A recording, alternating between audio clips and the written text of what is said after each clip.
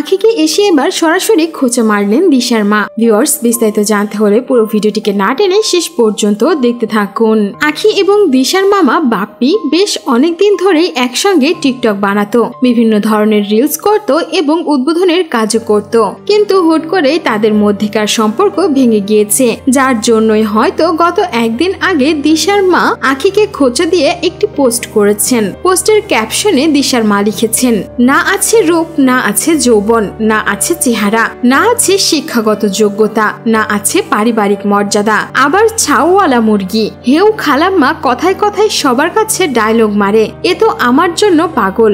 আহা খালা, তোর এইসব ব্ল্যাক ম্যাজিক জাদুটনা বন্ধ কর, দেখবি তোর দিকে থুতুও ফেলবে না।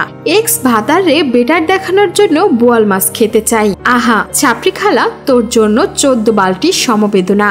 আর এই পোস্টে যে দিশার মা আখিকে উদ্দেশ্য করেই বলেছে তা আর কারো বুঝতে বাকি নেই, কারণ গত 2 দিন আগে লাল পানি খেয়ে নেশা অবস্থায় এসে রাজা আখির বিরুদ্ধে নানান রকম মন্তব্য করেন। তাদের ডিভোর্স কিভাবে হয়েছে, আখির কত জায়গায় অবৈধ সম্পর্ক ছিল, সবকিছুই সেই লাইভ ভিডিওতে সে বলে। আর এর পরপরই দিশার মায়ের এমন পোস্ট, মানে এখানে দিশার মা বোঝাতে চাইছে তার ভাই বাপ্পির উপরে আখি কালো জাদু করেছে, যার জন্যই বাপ্পি এখন আখির জন্য পাগল। তবে আখি আর বাপ্পির সঙ্গে থাকতে চায় না। নিজের একটি টিকটক ভিডিওতেও দিশার মা এই সমস্ত ঘটনাই খুলে বলেছেন। সেখানে তিনি লিখে দিয়েছেন, মাত্র 7 মাসে পুরো একটা ফ্যামিলির সুখ শান্তি নষ্ট করে দিয়েছে, একের পর এক ব্ল্যাক ম্যাজিক করে করে একটা ছেলের জীবন শেষ করে দিয়েছে। আমরা শুধু দেখছি, কিছু করতে পারছি না। পুরো পরিবারের ঘুম খাওয়া দাওয়া নষ্ট হয়ে গেছে, আর তার ভবিষ্যৎ গড়ার সময় এখনই এসব বিনষ্ট করে দিচ্ছে। পুরো পরিবার থেকে আলাদা করে দিয়েছে। পরিবারের সবার সাথে গ্যাপ শুধুমাত্র ওই একটা মানুষের জন্য। তারা নাকি আখির যন্ত্রণায় পাগল হয়ে গেছে।